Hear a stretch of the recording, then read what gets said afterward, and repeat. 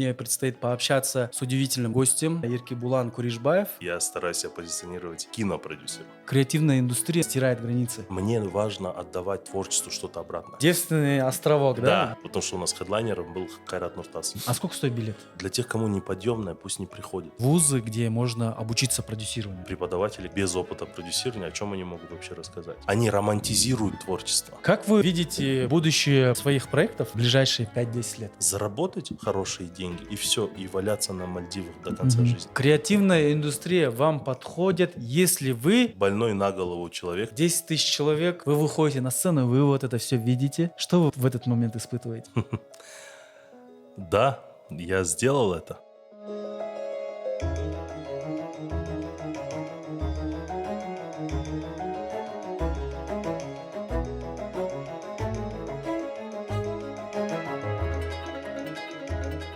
Приветствую вас, дорогие друзья. Меня зовут Урмат Насыкулов. Я автор и ведущий подкаста «Джератман». Сегодня у нас проходит серия онлайн-подкастов в рамках фестиваля креативных индустрий на множестве локаций. И сегодня мне предстоит пообщаться с удивительным гостем, потрясающий человек, я думаю, человек с максимальной концентрацией просто креатива, очень интересный бэкграунд. Это наш гость из Казахстана Еркебулан Куришбаев. Всем здравствуйте. Да, приветствую, добро пожаловать Приветствую. в Кыргызстан, Бишкек. Чтобы не ошибиться в его регалиях, я хотел бы зачитать. Еркебулан – продюсер, который дал жизнь музыкальному проекту OU Live, основал молодежный фестиваль OU Fest. Кара Studios выпустила в прокат 3 дебютные картины. Это «Каш» Айсултана Сеитова, «Зере» Даурена Камшибаева и «В заперти» Олжаса Баялбаева. Верно, да? Да. Еркебулан является одним из креаторов из Алматы, который трудится во благо развития экосистемы креативных индустрий не только Казахстана, но, я думаю, Центральной Азии. Красиво звучит. Да. Как минимум. Еркебулан, спасибо, что приехали. Спасибо, что Мы позвали. рады вас приветствовать в Бишкеке. Здорово, что наши соседи приезжают к нам, что мы объединяемся, да? Да, Вообще, я думаю, что креативная индустрия, она стирает границы. точно. Как вы к этому относитесь? 100% согласен. Еркебулан, у вас невероятно интересная профессия, то, чем вы занимаетесь. Но вот мне интересно, когда вы знакомитесь с кем-то, как вы себя представляете? Вот это вот самое сложное на самом деле. Потому что даже вчера с местными друзьями мы гуляли и встретили там знакомых. Ну, в смысле, друзья встретили знакомых. И говорит, вот представься, это друг с Казахстана, представься, чем ты занимаешься, ты же такой крутой.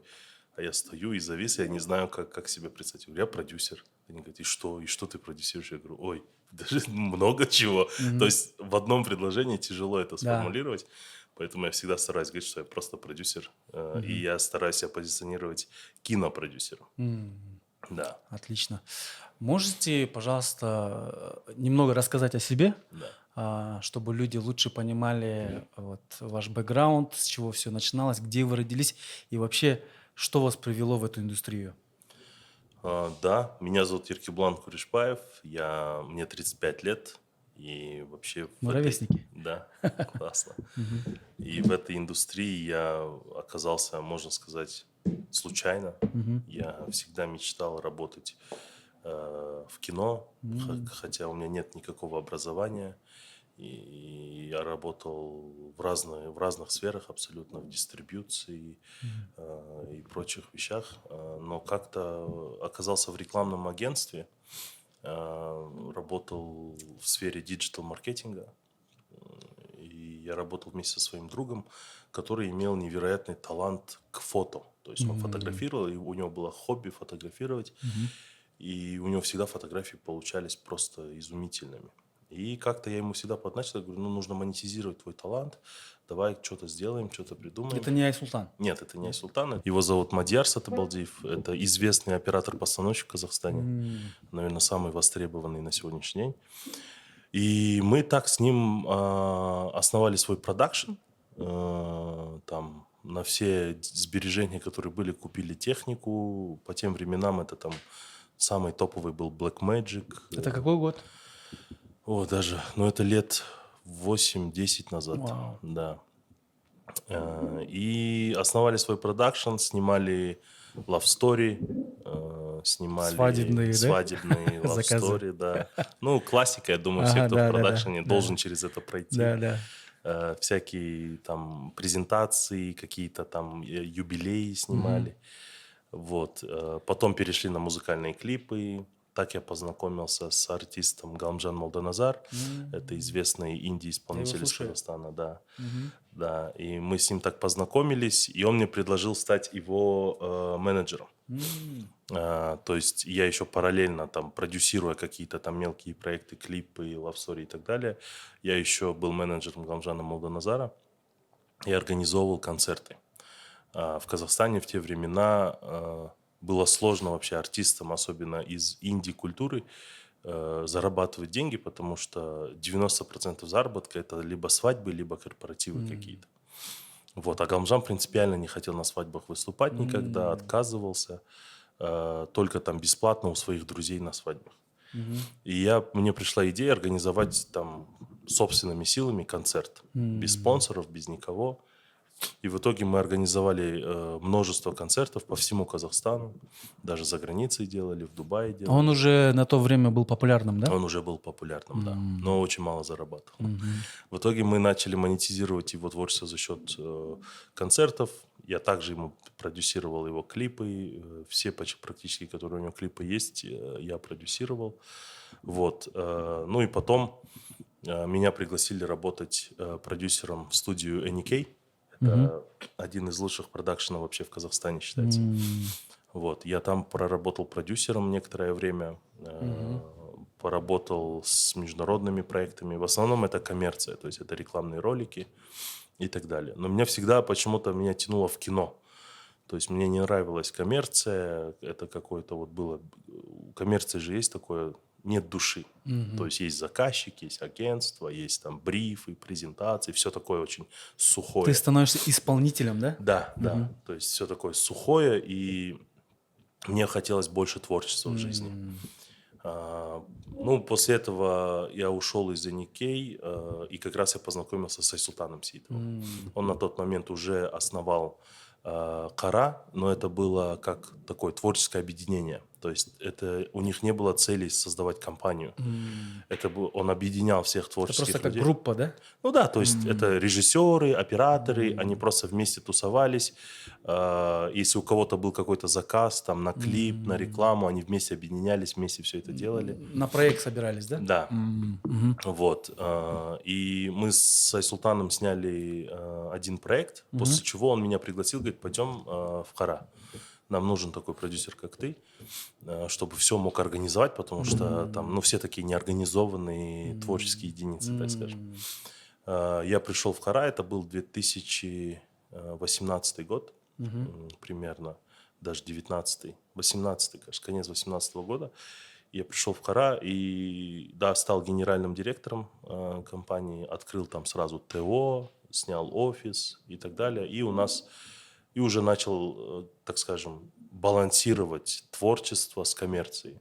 То есть все деньги, которые мы зарабатывали с коммерцией, мы старались реинвестировать в творческие проекты. И так нам удалось снять 3 фильма, по сути. То есть были там какие-то инвестиционные деньги, были свои деньги. Это авторские фильмы, да? Это все 3 авторских фильма, да. Вот. Ну и потом как-то вот в 2020 году примерно, в 2020, да, мне пришла мысль, что я как-то услышал фразу от Азамата Дулатова, это известный оператор-постановщик казахский.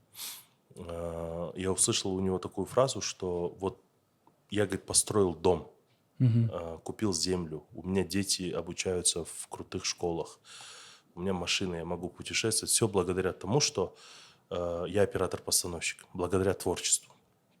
Мне важно отдавать творчеству что-то обратно. Поэтому я иногда соглашаюсь на творческие проекты бесплатно. Я не прошу гонорара, я бесплатно выхожу, помогаю молодым режиссерам. Так он в свое время очень хорошо помог Айсултану Сеитову. То есть Айсултану важно было, чтобы с ним был оператор-постановщик крутой. И Азамат ему помогал, бесплатно работал на его проектах. Вот. И эта фраза очень сильно, очень глубоко во мне засела. И я начал анализировать, потому что я чувствовал, что наша карьера, в частности, моя продюсерская карьера, она как бы растет, но вот была вот в душе такая пустота, мне хотелось что-то вот отдать творчеству взамен. Я считаю, что каждый творческий человек обязан хоть раз в жизни об этом задуматься. И я понял, что благодаря музыке, благодаря музыкантам, по сути, моя карьера пошла вверх.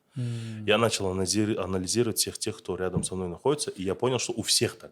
У Вы Айсултана- имеете в виду вот эту встречу с Молдоназаром, да? Да, да. У Айсултана то же самое. То есть он когда-то встретился. Через там с клипы, музыкой. да? Да, через клипы. То есть для артиста, я вот пытался представить, вот я, допустим, известный артист, и ко мне приходит абсолютно неизвестный чувак, говорит, я продюсер, я хочу снять тебе клип. И я еще ему и деньги даю, чтобы он мне снял клип. Это же странно. Да. И я тогда начал сильно уважать действительно артистов, певцов, которые, ну, просто доверились таким, как мы. своим. Открытый, да? Просто открытый, говорит, хорошо, сними мне клип, посмотрим, что из этого выйдет. И мы снимали, и, грубо говоря, тем самым показывали, на что мы способны. И я говорю, я тогда и Султану пришел, говорю, слушай, наверное, вот меня очень сильно тревожит эта тема, мне хочется отдать обратно что-то творчеству. Мы с тобой поднялись благодаря музыкантам, музыке. Давай отдадим что-то им обратное. Я тогда ему предложил, говорю, давай неизвестным артистам снимать клипы бесплатно за свой счет. Да, это классно. На что он ответил, что, скорее всего, это очень опасная игра, потому что клип, он все равно очень трудоемкий процесс, и, говорит, мы не сможем контролировать, и потом неизвестные артисты могут эти клипы никто не увидеть, потому что они неизвестные. Он говорит, у меня, говорит, есть другая идея. Так. Давай, говорит, создадим лайв-проект, куда будем звать молодых артистов неизвестных, и тем самым их поднимать. Это некая площадка, Да, да? да, под названием OU Life. Да. OU Life. И туда приходят, как правило, начинающие артисты. Да, но мы поделили, то есть мы анализировали маркетинг, как мы, ну, если мы будем весь сезон OU Life создавать из начинающих артистов, никто не будет это смотреть. Ну, там будут просмотры, но маленькие. И мы думали, как это все сбалансировать. В итоге мы приняли решение, что будет у нас 12 артистов за сезон. Треть – это начинающие артисты. Вторая треть – это, так скажем, хайповые артисты, которые уже известные на сегодняшний день. На слуху, да? И да, треть это, так скажем, забытые, мы их называем старички. Old school. Old school, которые там 10-20 лет назад были популярны, а сейчас никто о них ничего не знает. И тем самым мы запустили проект, и действительно мы вот, да, собрали вот такой вот лайнап, и первый сезон просто на ура пошел. Мы как бы свои деньги во все это вложили. Молодые артисты стали популярными моментально. Те, кто old school, они как будто вот второе дыхание все получили. Они писали, благодарили, Рахмет, что вы нас пригласили, теперь нам хочется снова выступать. И так у нас сезон за сезоном, в итоге у нас сейчас 6 сезонов собралось. А это какие-то определенные жанры или, в принципе, там... Неважно, абсолютно неважно. То есть там есть фолк, то есть там этнофолк, есть рэперы, есть рокеры. То есть мы не привязываемся к жанрам. Музыка – это музыка. Музыка – это самовыражение. И в итоге проект стал очень таким народным. Очень много отзывы были просто вот там. Бывало, что мне просто до слез доводили отзывы, когда мне люди говорили, что благодаря вашему проекту я начал учить казахский язык, чтобы понимать песни. Ну, можете себе представить, насколько это влияет на людей. Или там... Это такая культурная трансформация, да? Да, абсолютно. И даже среди артистов, так как у меня бэкграунд в шоу-бизнесе, я многих артистов знаю и лично, и они мне рассказывают, что в шоу-бизнесе Казахстана уже есть такое понимание, что если ты попал на OU Life, ты уже сразу ты профессиональный артист. Ты уже... Такой некий лейбл, да? Да, ты добился всего, значит. Прикольно. То есть это вот хоть и пафосно звучит, но среди артистов вот такое есть понимание. То есть на первый сезон мы... Вообще тяжело было артистов уговаривать, типа, приди к нам. Они такие, блин, как... И многие соглашались только из-за авторитета Айсултана, из-за авторитета там Кара, нашей студии. Говорят, ладно, я приду. А в итоге со второго сезона уже артисты начали обижаться, почему вы меня не зовете? Я же достоин, почему вы меня не приглашаете? А всем не угодишь, как бы, у тебя есть там ограниченное количество выступлений. Ага. В итоге мы сняли 6 сезонов, планируем это продолжать. Но вы сами приглашаете артиста, да? Сами выбираете? Да, у нас как бы в команде крутые специалисты есть, которые очень круто разбираются в казахском шоу-бизнесе, в музыке в целом. Музыканты, можно сказать. И они вот составляют из сезона в сезон лайнапы и готовят, уже сами связываются. Получается, этот проект был зарожден в 2020 году? Да, в 20-м. Во время пандемии, получается? Да, во время пандемии. Интересно. Многие артисты даже отказывались приезжать, потому что мы снимали в закрытом помещении. Говорит, я не поеду, потому что я боюсь, что вы меня заразите. Но из него, получается, и произошел OU Fest, да? Да, да. То есть OU Life, он никогда не подразумевал какой-то коммерческой составляющей. Я для себя как продюсер, я понимал, что я вот сейчас выделяю деньги на сезон. Со второго сезона, если первый сезон стрельнет, со второго сезона я буду привлекать спонсоров, чтобы отбивать бабки и зарабатывать. Но отзывы были настолько вообще крутыми, что мы решили в команде, что мы не будем никакую рекламу делать. Мы не можем этот проект в лайве, в лайве, да, мы не можем этот проект мешать с брендами, с интеграциями. И просто отказались от рекламы, только если это будет там музыкальный бренд. Типа Spotify, у нас была коллаборация со Spotify. У нас была... И все, да. То есть мы хотели вот либо вот там Яндекс.Музыка, Spotify, Apple Music. Если нам дадут деньги, мы их возьмем. Такой девственный островок, да? Без рекламы, без да. коммерции. Только музыка. Только все, что связано с музыкой. А вот мне интересно, как пришла идея феста? Вот, я сейчас к этому вел.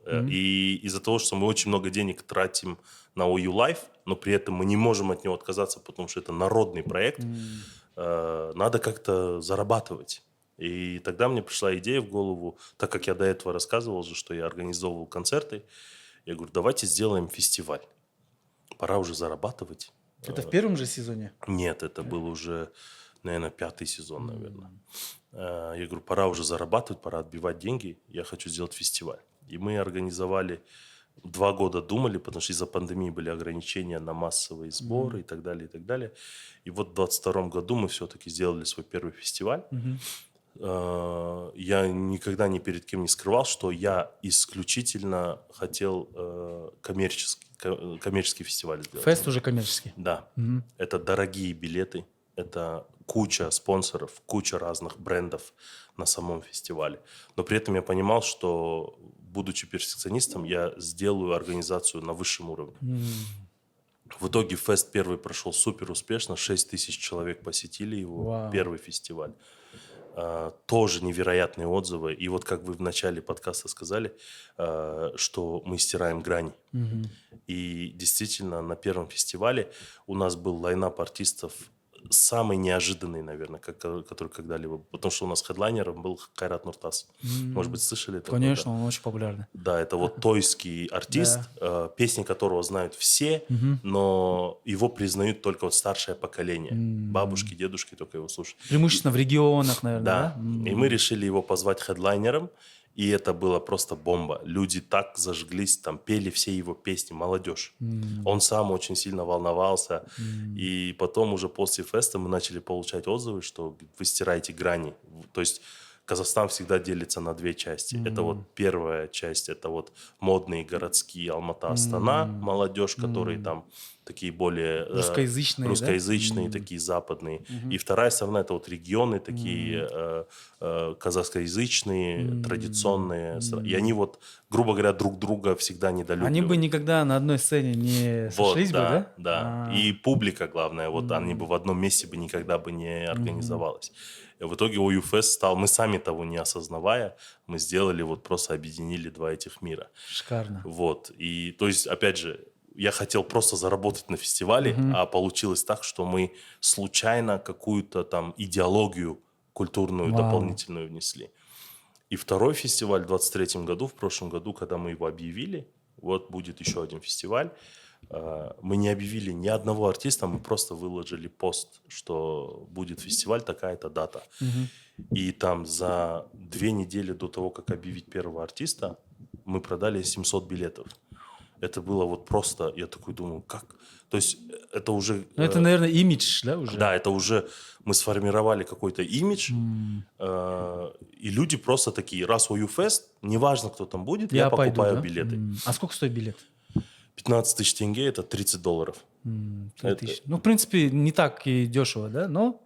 Это вообще не дешево. Меня ребята в команде ругали, говорят, почему так дорого? Для многих это неподъемная сумма. Я говорю, для тех, кому неподъемная, пусть не приходят. Я хочу, чтобы у меня была качественная, платежеспособная аудитория, чтобы они культурная в первую очередь. И так и получилось.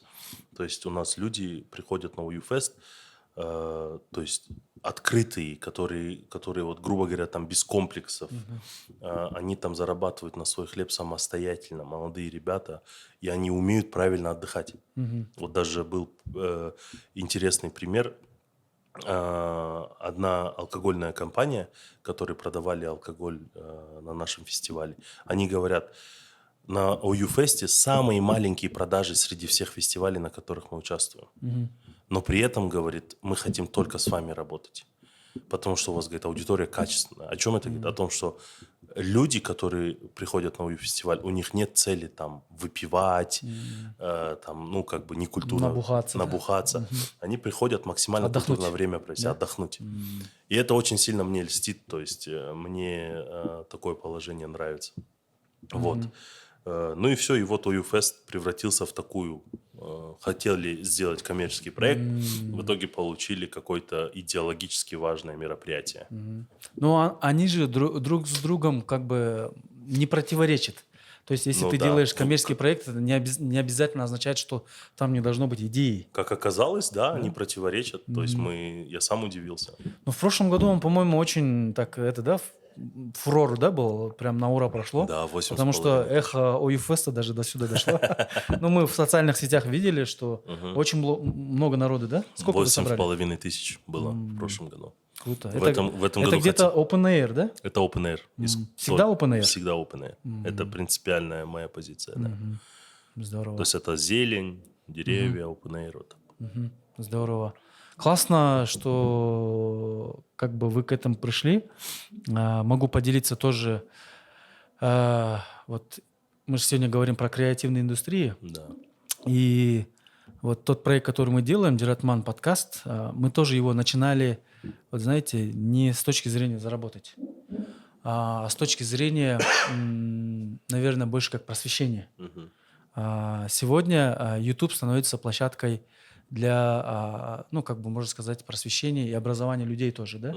Люди не всегда образовываются, читая книги или проходя курсы, но люди могут образовываться и слушая какие-то диалоги, и мы вот этот проект начали, но он изначально стал не то чтобы коммерческим, но он изначально стал рентабельным, скажем так, да?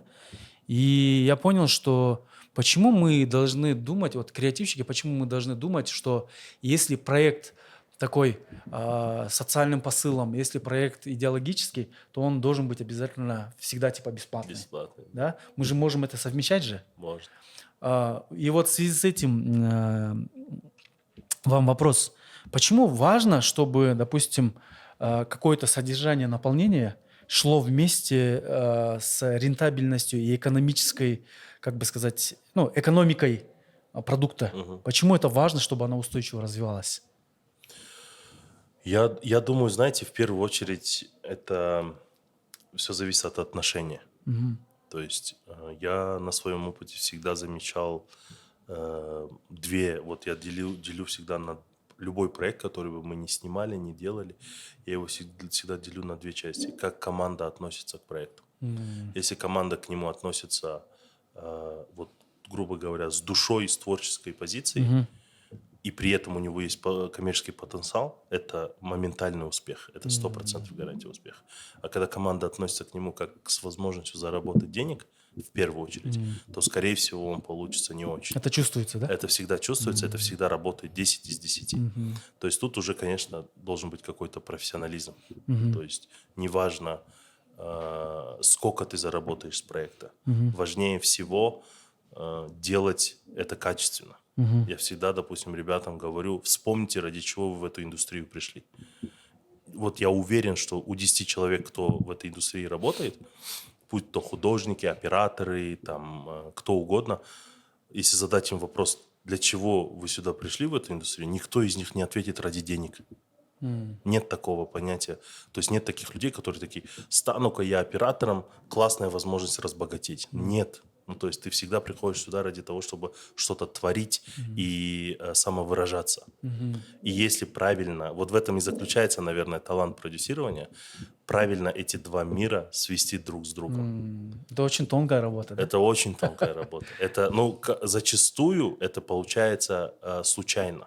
Вот у вас, Джарат Мани, вы говорите, что хотели попробовать год поснимать, посмотрим, что Да. получится. А в итоге сразу начали зарабатывать. Это потому, что вот эта вот магическая химия, она так сошлась, что сразу вам дала эту возможность. А если бы мы начинали, типа, о, давай мы столько денег поднимем, скорее всего, Ничего бы не получилось. такого интереса Не получилось. аудитории и рекламодателей бы не было бы. 100%. Здорово. Вот мы часто слышим продюсер, да, мы примерно понимаем, что такое режиссер, Да. что такое оператор, что такое сценарист. У продюсера, мне кажется, она такая сложная, работа сложная в плане оценить, Да. пощупать, потрогать, да? Да. Вот нас будут смотреть преимущественно молодые люди, и, возможно, среди них будут те, которые будут определяться с профессией будущего. Да. Можете рассказать простыми словами, в чем заключается ваша работа как продюсера? Да. Я люблю этот вопрос. Постараюсь простыми словами ответить. Не обещаю, что это будет коротко. Давайте. Вообще, понятие продюсер вот в постсоветском пространстве – это понятие новое. Оно раньше никогда не было. Если даже старые советские фильмы посмотрите, в титрах никогда не написано «продюсер такой». Нет понимания «продюсер». Почему? Потому что в советское время в наших странах все, что творилось творческое, это всегда были госпроекты. То есть не было независимых проектов. Это вот сверху вниз, да? Да. Просто в Министерстве культуры или просто там вообще в целом в правительстве говорят, нужно снять фильм или нужно сделать вот такой-то концерт. Нам нужно поднять патриотический дух. Да. И это дают там условно там человеку, который по сути был продюсером, но исполнительным продюсером, который берет государственные деньги и реализовывает это проект в жизнь. Так. Понятие продюсер, оно как бы в моем понимании это человек, в первую очередь, у которого есть чуйка. То есть, допустим, если там изучать кейсы известных западных продюсеров, это, как правило, люди, которые просто в какой-то момент во что-то поверили. В нужном месте, в нужное время оказались. Поверили в актера, поверили в режиссера, поверили там в художника, в кого-то. И спродюсировали его, и в итоге он стал величайшим там креатором. Да? И я думаю, что если простыми словами, это человек, который имеет чуйку и всегда, даже если не прав, он всегда уверен в своих действиях. Я считаю, что это... я просто анализирую свой опыт. Иногда фанатичная вера, да? Да, абсолютно. То есть всегда должна быть вот эта вот вера, хоть ты где-то понимаешь, что ты не прав, но нельзя сомневаться. Нельзя давать мозгу сомневаться ни о чем. Вот делаем. Что будет, то будет. Я так хочу. И это заражается. Почему продюсер во главе всегда любой творческой, так скажем, команды? Потому что этот человек должен уметь заражать своим мышлением всю команду. И все должны... Если команда верит в продюсера, это успешный продюсер. Вот в этом, наверное, секрет продюсирования и заключается. Просто люди многие, так скажем, путают вообще понимание продюсера и не совсем понимают вообще, что это такое, да? У большинства людей продюсер – это человек с деньгами. Это который выделяет деньги, это который просто организовывает какой-то процесс. Да? Давайте спродюсируем подкаст. Да? Окей, надо договориться с локацией, надо договориться там с ребятами-операторами, надо в аренду технику взять, свет поставить, и все. И это самая маленькая часть продюсирования. По факту продюсер, да, в дальнейшем он должен иметь вот эту вот чуйку, по моему мнению. А вот как прокачивать эту чуйку? Это от природы или это навык можно, который улучшить Я и думаю, развить? я думаю, что продюсером может стать любой человек. Мгм. Главное иметь вот эту вот дисциплину, ответственность. М, Ты должен всегда понимать, что какие-то базовые вещи. мгм, Я, допустим, стараюсь всегда не опаздывать м, на площадку, на встречу. Никогда я стараюсь всегда быть вовремя. мгм, Ничего страшного, если ты на 10 минут опоздал. мгм, Но так как ты продюсер, ты не можешь давать пример своей команде, людям, что ты опаздываешь на 10 минут, можешь себе м, позволить. И, как правило, я всегда первый прихожу на встречу. У нас собрание в команде, я всегда первый, мгм, практически. мгм, И все приходят с такими там стыдными глазами, типа, блин, извини, проспал. Ну, ничего страшного, будешь знать. И то есть и у команды будет всегда понимание, что продюсер, он всегда вовремя, он всегда уверен во всех своих действиях, и он будет, ну, грубо говоря, нашим лидером. мгм, Поэтому я думаю, что этот навык можно прокачивать. Это нужно начинать с простых вещей. Дисциплина, ответственность, порядочность. И вот эти базовые вещи есть. Я думаю, что продюсерские навыки можно прокачать легко. мгм. А вот есть ли какие-то, я не знаю, вузы, где можно обучиться продюсированию? Ну да, да. Есть, да? Скорее всего, на Западе больше, да? Они везде есть. У нас в Казахстане тоже есть. Мгм. То есть есть курсы по продюсированию, М, есть там даже факультеты, насколько я знаю. м, Но я не особо в них верю, по мгм, крайней мере, у нас. Потому что, ну, я понимаю, если бы там продюсер Квентина Тарантино бы преподавал мгм, продюсирование или там кто-нибудь великий, мгм, а там преподаватели, как правило, без опыта продюсирования, о чем они могут вообще рассказать. Вот. А на Западе, скорее всего, да, то есть какие-то там крутые вузы, там действительно приходят там именитые продюсеры, рассказывают про свой опыт, рассказывают, как м, справляются с проблемами. Это уже образование, да. мгм. Ну, Запад же в этом плане все равно является неким законодателем, да, как бы Да. индустрии в целом, и кино, и музыки. И вот сейчас я замечаю, в фильмах появляется вот новая такая ипостась шоураннер, Мгм. да? А вот продюсер и шоураннер это одно и то же, или есть какие-то эти отличия? Не обязательно. Шоураннер может быть и режиссер, Мгм. и главное, чтобы это был именитый человек. Мгм. Мгм. Но Ясно. шоураннер, по сути, это же как гарантия качества. То М. есть, если вы выступаете шоураннером в каком-нибудь подкасте, это значит гарантированно этот подкаст будет успешным. Я типа свое имя поставил, Да, да? да, да. И мое участие тут тоже есть, типа. Да, да, да. Ясно. Вот Кара студия, это продакшн студия. Мгм, Расскажите, пожалуйста, чем вы вообще занимаетесь, мгм. какие у вас направления, и сейчас какие самые такие большие проекты вы ведете? Ну, Hara Studios, да, изначально это, как я говорил, творческое объединение, Мгм. но в итоге мы стали коммерческой компанией, снимая рекламные ролики. Затем мы начали делать коммерческие ивенты, то есть мы периодически проводим мероприятия для разных брендов, Мгм. там условно презентация автомобиля там, и так далее. То М. есть мы берем такие подобные коммерческие заказы тоже, для Мгм. того, чтобы там поддерживать Мгм. штаны, зарплаты выплачивать и так далее. Но если творческая наша часть, внутренняя, так скажем, мы ее называем, мы стараемся внутри создавать какие-то уникальные проекты. Начинали мы с кино. Мы сняли 3 фильма. М. Вот сейчас также у нас, так скажем, есть департамент кинематографа. Это продюсеры, которые работают над дальнейшими проектами, которые мы будем Мгм. снимать. Вот, также есть у нас YouTube направление. Мы начинали с Юлайва, это наш первый YouTube проект. Потом мы создали проект Айтпа, это А это проект пошел. Айтпа Шоу, да, это 3 комика, может, на ТНТ смотрели, как он называется, господи, забыл, где 3 комика приглашают гостя, и они обсуждают какие-то там вещи в такой шуточной форме. Вот мы создали проект Айтпа Шоу, он тоже стал достаточно популярным. Он где-то 1,5 года существует. Вот. Были попытки еще некоторых YouTube-проектов, но они не получились. Сейчас, с недавних пор в YouTube я взял, как бы скажем, под свое крыло ребят Code Dreamers. Это молодые ребята, у них свой YouTube-проект. Они концепт проекта заключается в том, что они исполняют свои мечты, у них есть список своих мечт, и помогают другим людям исполнить их мечты. И Прикольно. снимают про это влоги. То есть там, грубо говоря, кто-то мечтал побывать где-то за границей и никогда не был, они берут его и везут за границу и снимают его реакцию. Или там у них есть формат, они летят там за границу, в какую-нибудь страну, сутки без денег и снимают там, что бы я сделал, если бы у меня были последние 24 часа в моей жизни. Я не вот 24 часа что-то делаю. То есть такой прикольный, интересный формат. Я вот их взял недавно с января месяца под крыло, помогаю им развиваться. Я думаю, что у них есть большой потенциал. То есть в Ютубе же очень мало позитива, если так посмотреть. Либо это трэш-контент, либо это заумные блогеры ни о чем, или просто вот типа контент для расслабления.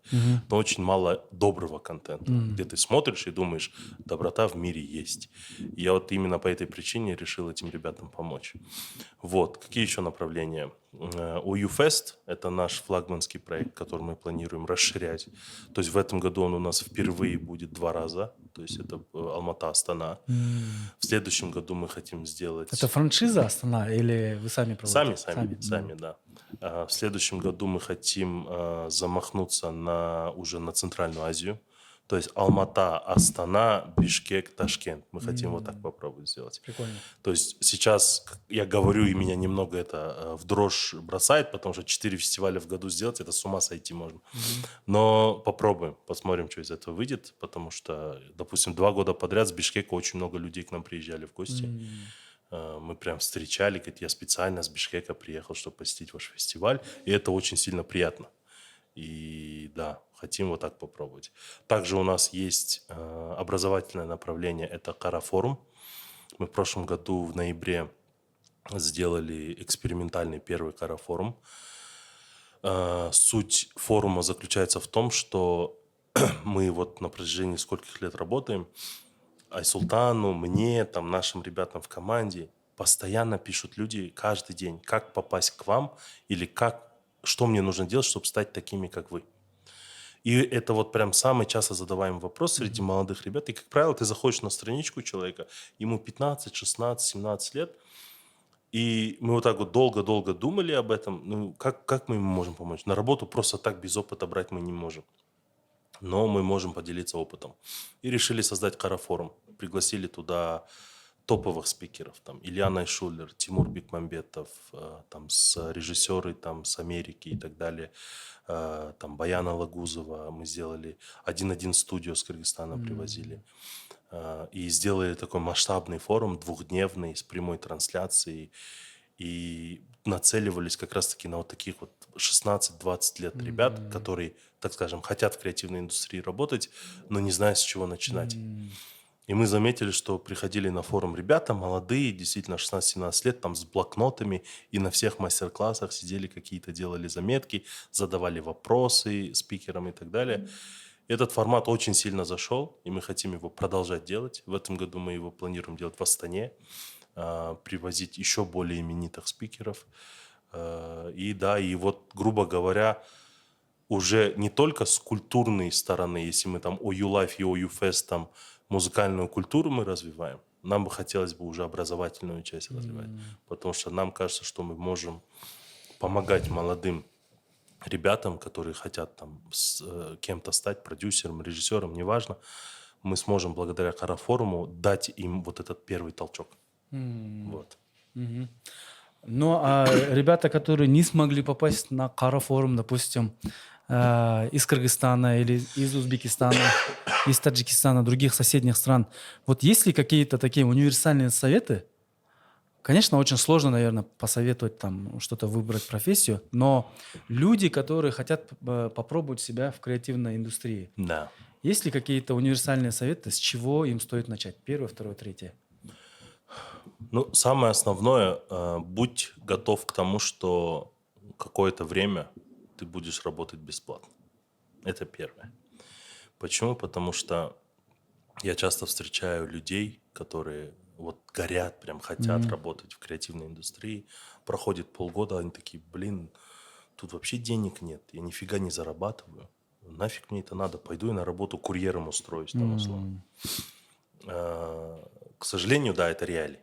То есть шансов на то, что ты сразу начнешь зарабатывать себе на хлеб, очень маленький. Это должно вот повести очень сильно. И вы это прекрасно тоже, Да, наверное, да. понимаете. То есть человек должен быть готов. То есть это отражает как раз-таки его рвение стать успешным в креативной индустрии. Готов ли ты настолько пожертвовать, да? Да, да. Готов ли ты пожертвовать в первую очередь своим временем? Потому что для того, чтобы стать успешным продюсером, режиссером, кем угодно, это, как и в любой другой профессии, это требует времени. Проблема креативной индустрии в том, что все думают, что я вот такой вот, они сами себе на уме, я такой талантливый, я такой классный, я такой креативный, а по факту никакого бэкграунда, никакого портфолио, ничего нет. А как я тебе на слово должен поверить, что ты крутой режиссер или что? Сними мне короткометражку, сними мне клип. Он говорит, ну у меня нет денег, чтобы это снимать. Я говорю, ну твои проблемы. То есть вот это голодание, вот это время безденежье, Да. вот эта твоя жертвенность, это часть этого пути. 100%. Да? 100%. Не бывает так, что ты сразу же круто начал снимать клипы, Конечно. фильмы, и у тебя сразу бабки, Невозможно. и ты такой у всех на устах. Не бывает такого, Не да? бывает такого. Я не встречал такого. Я помню Айсултана тоже. Он в 15 году сюда приезжал. Айсултан Сиитов сейчас знаменитый популярный режиссер. Там у него Дудь даже взял интервью. Но я помню его тогда. Да. И он был... Его, такой... кстати, дебютная работа в Кыргызстане Да, снималась. он в Бишкек приезжал, презентовал, рассказывал это. И я помню, ну, у него был вот этот огонь. Да. У него был огонь, он ни разу там не говорил про деньги там, или еще что-то, но он хотел творить. Да. И вот изначально в нем это сидело, а деньги, известность, слава, там, популярные какие-то работы, мне кажется, потянулись позже, да? Да. Ну, самое забавное, что Айсултан даже сейчас не говорит про деньги. То есть он, любой проект, который он делает, он в первую очередь никогда деньги не обсуждает. Он обсуждает творческую ценность проекта. То есть он пытается придать вот это вот визуального концепта, он пытается придать какую-то идею. Только потом уже мы обсуждаем гонорары или какие-то там вещи, понимаете? То есть это, ну, это должен быть больной на голову человек, чтобы стать успешным в этой индустрии. С хорошей точки зрения. Я вот искренне убежден, что в каждом человеке есть творчество. Да. Но быт и как бы реальность иногда может съедать вот эту творческую энергию. Да. Как сделать так, чтобы вот эта творческая энергия в тебе не угасала, а была максимально, ну, направляла тебе, давала вот этот ход мысли, чтобы ты был на вот этих творческих вайбах? Что нужно делать? Уделять время на хобби какое-то, делать что-то. Какое у вас хобби, например? Ну, так как моя основная деятельность связана с творчеством. Это уже хобби, да? Мое хобби, оно никак не связано с творчеством. То есть я люблю там ходить в горы. Я очень люблю ходить пешком по горам, хайкинг. Люблю время с семьей проводить. Вот. То есть у меня обратная сторона. То есть, а люди, которые, скажем, работают не в творческой среде. И я с вами согласен, что в каждом человеке есть что-то творческое. И творческий талант, который он может его, так скажем, преуспеть в этом. Будь то там шитье, рисование, что угодно, музыкальные таланты. Я много людей знаю, которые никогда не имели музыкального образования, но у них там шикарные голоса. Или там у меня есть друг, который музыку вообще не слушает, никак не связан с музыкой, но он очень круто рэп читает. Он может любую песню рэперскую включить и прям повторить ее. Это тоже талант. И я считаю, что каждый человек должен уметь, несмотря на быт, как вы говорите, на какие-то бытовые вещи, рабочие вещи, уделять час-два в день просто на себя. Вот. Это такая отдушина должна быть. Да, это может звучать как, допустим, какая-то медитация, что угодно. Но вы правы, что в наше время люди очень сильно, вот, грубо говоря, живут вот этим вот выживанием. Суета, да? Суета, семья, работа, одно и то же каждый день, что не остается мысли и времени на то, чтобы себе время уделить. Но если каждый человек просто час в день постарается действительно послушать свое сердце, я думаю, что жизнь становится счастливее. Это очень важно. Меня этому, допустим, моя жена научила. Она говорит, мне просто каждый день, я, говорит, поняла, мне час нужен для себя. Это может быть что угодно. Прогуляться, пойти, посидеть в одиночестве, я не знаю, там попить кофе в кофейне. Просто час, где ты отключаешь все. Работу, социальные сети, мысли, общение с людьми. Просто сам собой остаешься. И мне кажется, жизнь становится просто приятнее после этого. Давайте поговорим про вообще, какое сейчас состояние креативной индустрии в Казахстане и какую тенденцию вы, как человек из этой сферы, видите? Креативная индустрия, если говорить в деньгах, на сегодняшний день креативная индустрия Казахстана составляет 1% экономики страны. Это очень мало. Это очень мало. В любой стране... Но учитывая, сколько денег в Казахстане, это очень много. Но вообще принято, что был большой ресерч везде на Западе, во всех цивилизованных странах креативная индустрия составляет 5% от экономики. И с экономической точки зрения мы должны к этой цифре стремиться. Но что мы можем сделать? По факту, я считаю, что Казахстан может сейчас легко на 5% подняться, если теневая экономика выйдет из тени. Одна из самых больших проблем креативной индустрии, по крайней мере в Казахстане, в том, что большая часть это теневая. То есть оплаты кэшем, переводами, там, какой-то черный нал, там, откаты и так далее, и так далее. Если все это обелить, государство сразу увидит, скажет: ого, налоги поднялись, там, молодцы, платят налоги. Там, допустим, в Кыргызстане опустили налоги до 2% для этого, чтобы все в белую работали. В Казахстане опустили сейчас тоже на розничный налог, перешли для ИПшников 4%, для ТОшников 8%. То есть тоже опустили эту налог. Главное, работать. Вот здесь мы снижаем, но чтобы все вышли Конечно, в белую, да. У нас потихоньку эта тенденция приходит, но я по сей день сталкиваюсь с ситуациями, когда там стилисты говорят: да не нужны мне, не хочу я ИПшку иметь, зачем мне это надо? Скинь мне просто на мой Каспий и все. Я говорю: а как же отчеты, а как же чеки и так далее? То есть это же все важно. То есть, чтобы экономику развивать, нужно все в белую делать. Платить налоги, по крайней мере. Вот. И я думаю, что тенденция такая, что очень много молодых ребят хотят работать в креативной индустрии, но нет вот этого образовательного института, скажем, который бы объяснял, что им делать. Кем ты хочешь быть. Допустим, в Казахстане сейчас тенденция такая, что все хотят быть режиссерами. Наверное, вот такие, как Айсултан Сеитов, на это повлияли. Они видят: вау, супер успешный успех, супер круто пацан живет, там летает в Америку. Forbes, Дудь, Канье Уэсту клипы снимает. Кендрик Ламар. Да, я тоже так хочу.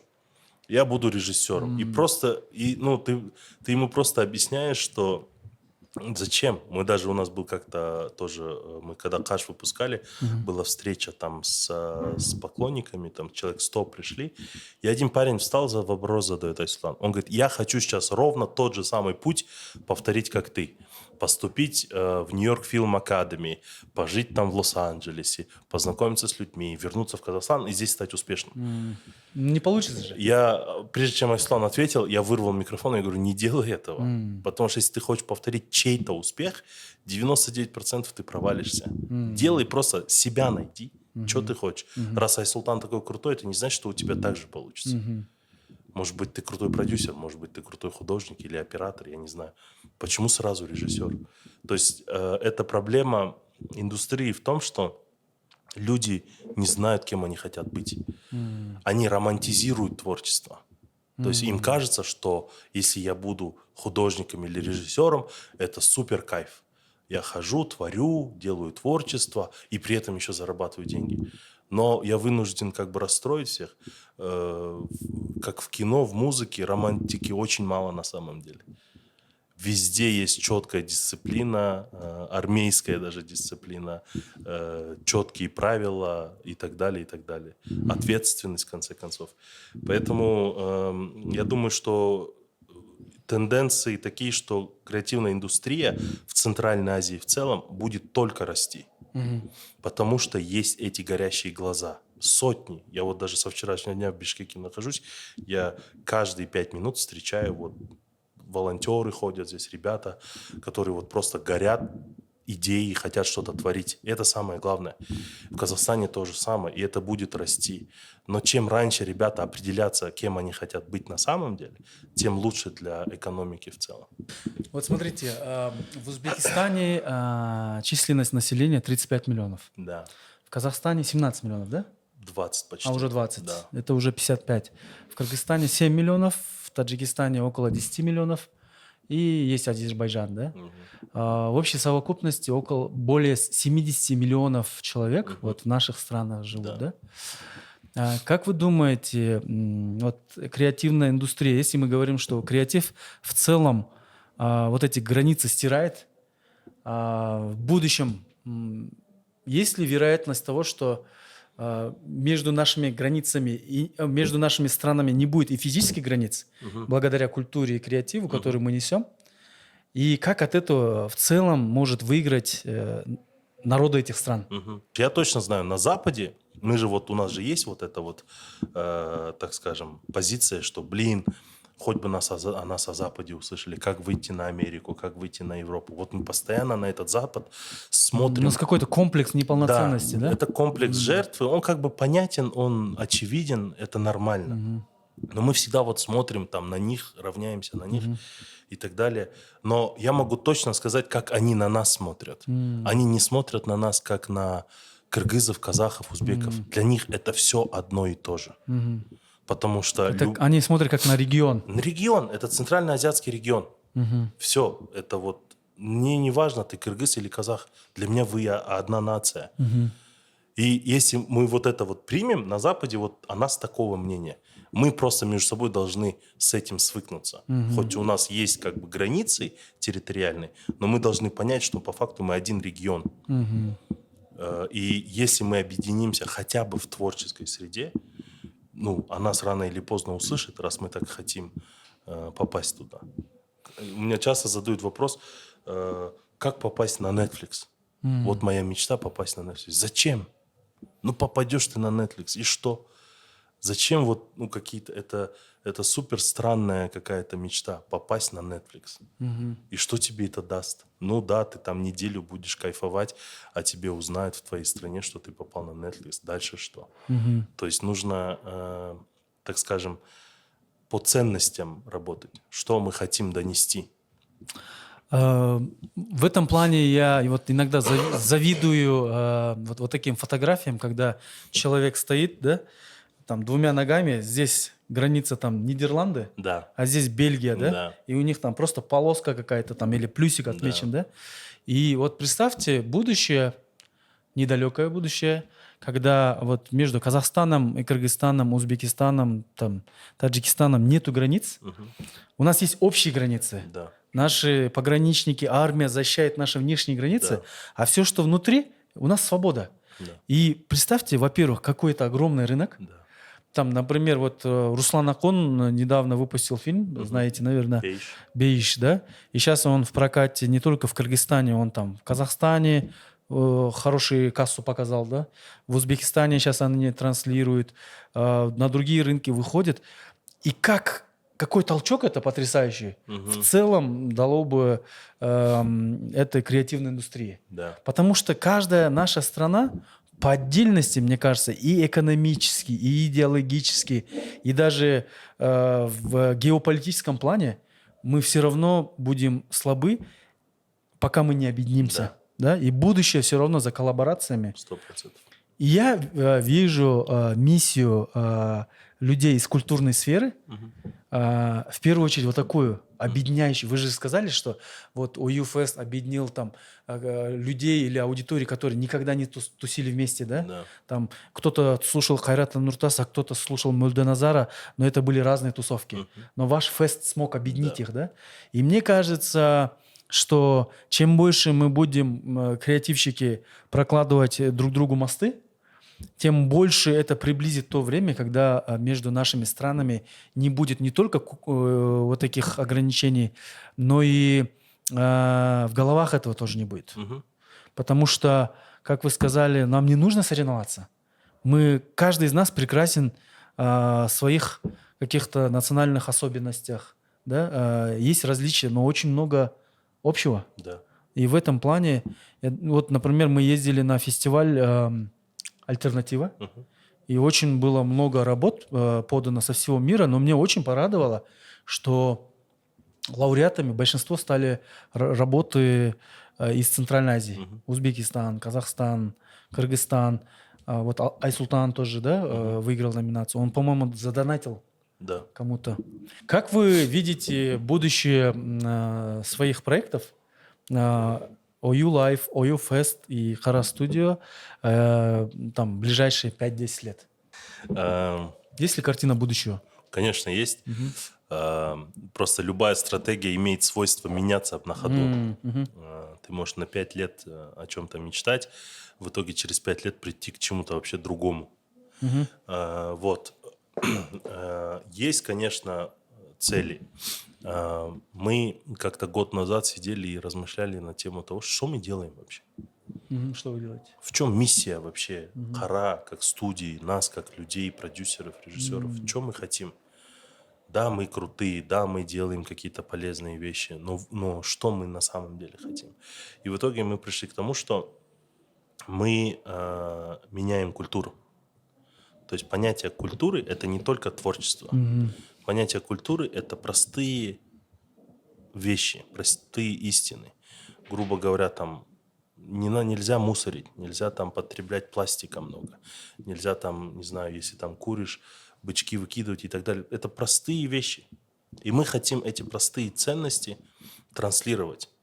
То есть, когда я становился продюсером кино, и вот за 3 фильма, которые дебютных я спродюсировал, за этот бюджет можно было, не знаю, 10-15 коммерческих фильмов снять, заработать хорошие деньги и все, и валяться на Мальдивах до конца жизни.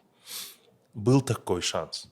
Я вообще ни о чем не жалею, что я так не поступил. Почему? Потому что нам хотелось показать разницу в кинематографе, что казахское кино – это не только комедии или там старосортные боевики. Нам хотелось показать, что есть авторство, есть видение, и мы хотим о них открыто говорить. И мы сняли эти 3 фильма, которыми я, честно, горжусь. Хоть они не такие популярные, как хотелось бы, но тем не менее. Вот. И нам хочется в дальнейшем, чтобы, допустим, OU Life продолжал еще там, сколько сможет, 10-20 лет существовать, чтобы он существовал и нес идеологию в музыкальную индустрию. Что открой в себе талант, выходи на сцену, у тебя все получится. И чтобы у людей было понимание, что, допустим, казахская музыка – это качественная музыка. В кинематографе, вот как я сказал, хочется показывать разницу авторства. Потому что кино изначально, оно существовало для того, чтобы человек посмотрел и о чем-то задумался. Чтобы он для себя понял. Это потом оно стало таким коммерческим, так скажем, развлекательным, да?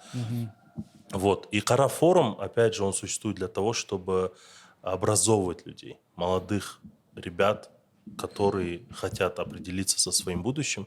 Хара форум существует именно для этого. Я не знаю, может быть, Хара форум через 5 лет превратится в школу. Почему нет? В академию какую-то, да? Академия, медиа-академия звучит очень круто. И мы сможем привлекать крутых студентов, крутых преподавателей, мастер-классы проводить и так далее. Why not? Ну, то есть у нас для этого есть сейчас, можно сказать, все шансы, чтобы к этому прийти. Вот, и нам хочется, простыми словами, нам хочется менять культуру вообще людей, чтобы они относились к жизни, к творчеству лучше, чем сейчас, так скажем.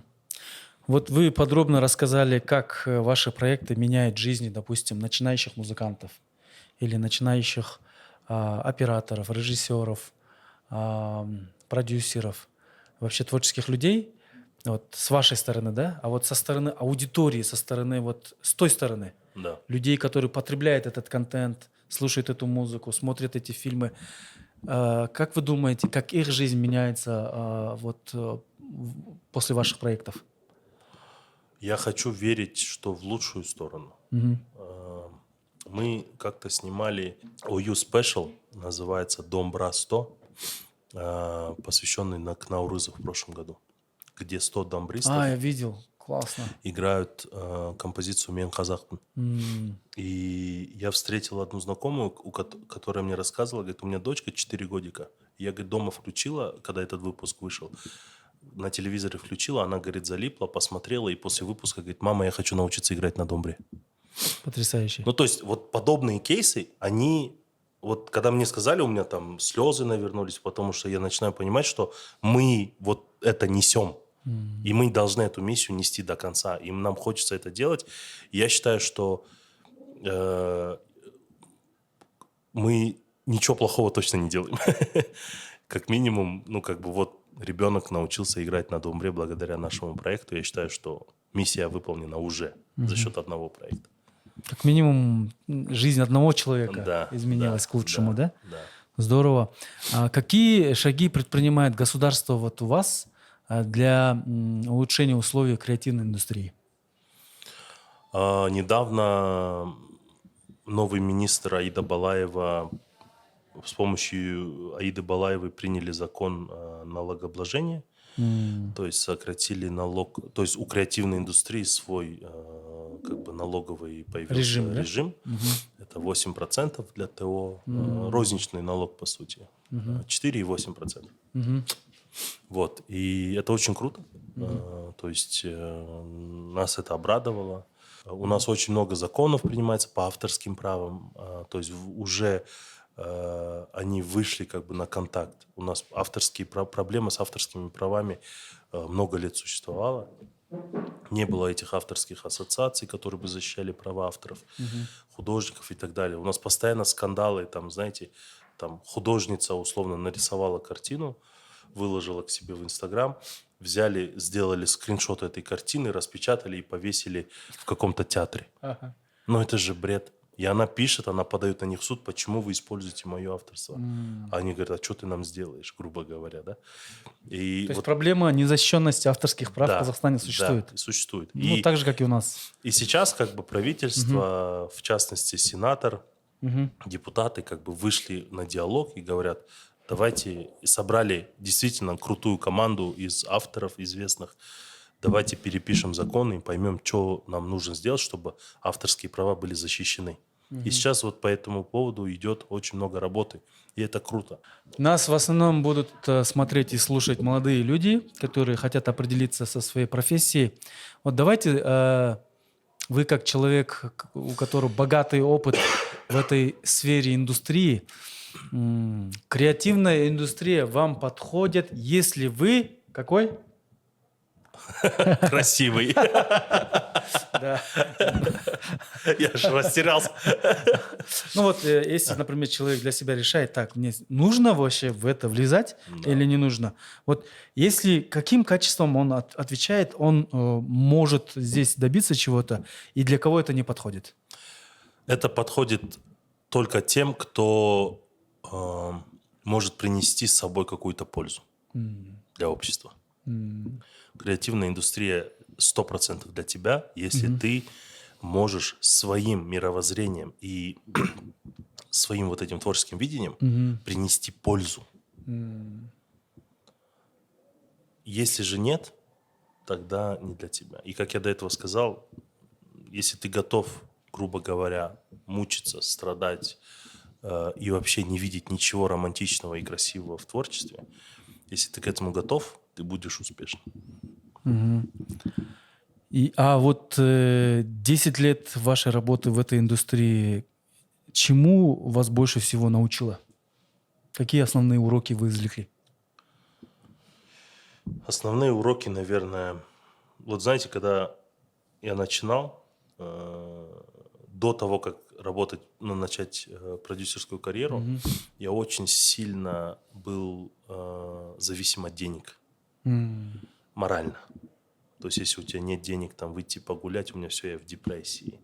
Если я там недостаточно заработал на работе, все, ты постоянно страдаешь, завидуешь тем, кто хорошо зарабатывает и так далее и тому подобное.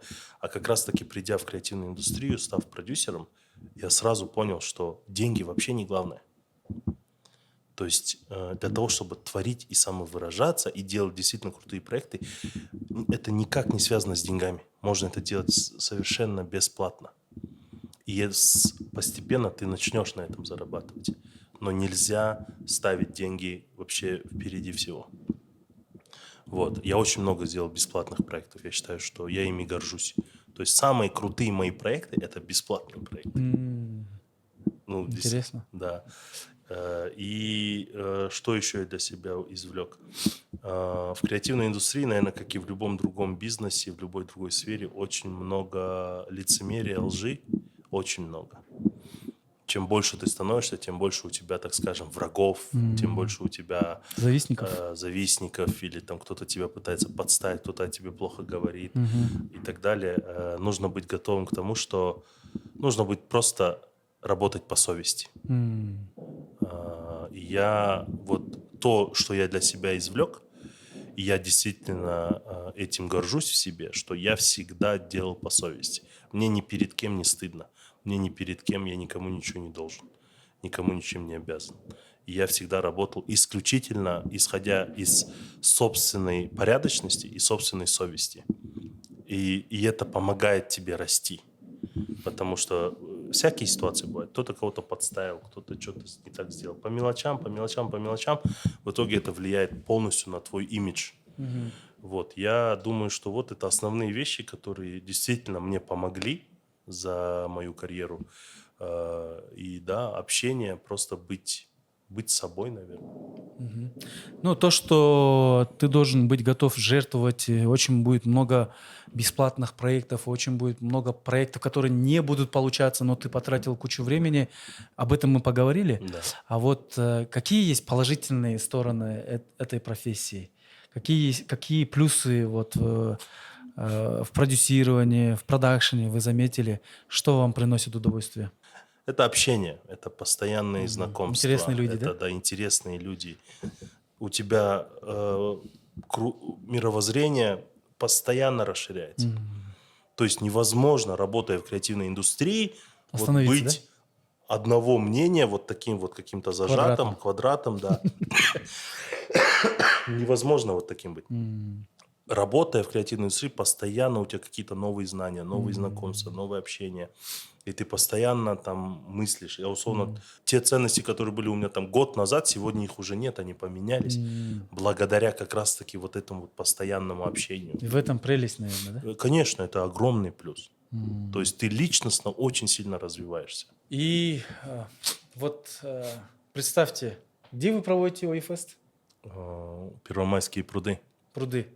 Пруды, выходим, 10 тысяч человек, классная погода, Да. суперская музыка, качественный звук, люди танцуют, кайфуют, слушают музыку, знакомятся, общаются.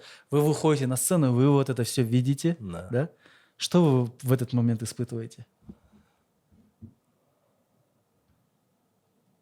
Ну, да, я сделал это. Я сделал это. Наверное, ощущение того, что твоя жизнь проходит не зря, да? Конечно. Она наполнена каким-то смыслом. Да. Можем ли отнести фразу «меньше страха, больше любви» именно вот к вашей профессии, Конечно. к креативу? 100%. Почему? Потому что страх тебя тормозит, а любовь тебя, так скажем, бодрит. Когда ты влюблен, ты же готов на совершать какие-то действия, вообще на Смелые подвиги. поступки, да? Смелые поступки. Именно любовь тебе дает, так скажем, движение, топливо. А страх, наоборот, тебя тормозит. Поэтому 100%, да. Если бы мы боялись, я бы никогда не сделал фестиваль. Это было очень страшно. Но любовь к музыке, любовь именно к своему делу преобладала. Поэтому мы сделали свой фестиваль. Это очень круто. Ну и в завершение нашего разговора, Эркебулан, у вас есть возможность обратиться.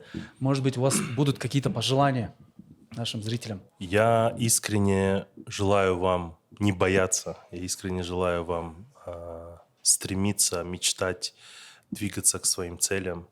И я уверен, что человек, который движется и делает, всегда дойдет до своего пути, до своей цели. Поэтому удачи всем. Эркебулан, спасибо вам большое. Очень было интересно на Спасибо самом деле. вам, да. Я думаю, не только мне, но даже нашей творческой группе, да? Я тоже кайфанул, спасибо вам большое. Классные проекты делаете, задаете очень крутые тренды, Рахмат. не только в казахстанском обществе, но, я думаю, для всей Центральной Азии. Рахмат. Это очень круто. Давайте дружить, общаться, строить мосты, стирать границы, Да. не бояться, творить, любить и быть джиратманами своей судьбы, своего будущего. Да? И я думаю, что именно такие люди и являются героями нашего времени, как Эркебулан, да? Поэтому Ладно. давайте мы поаплодируем. Чомо рахмат. Еще раз добро пожаловать. Насладитесь своим путешествием. Спасибо. И чаще приезжайте в Кыргызстан. С А мы удовольствием. будем ездить к вам на ОЮ-фест. Да? Чомо рахмат. Рахмат.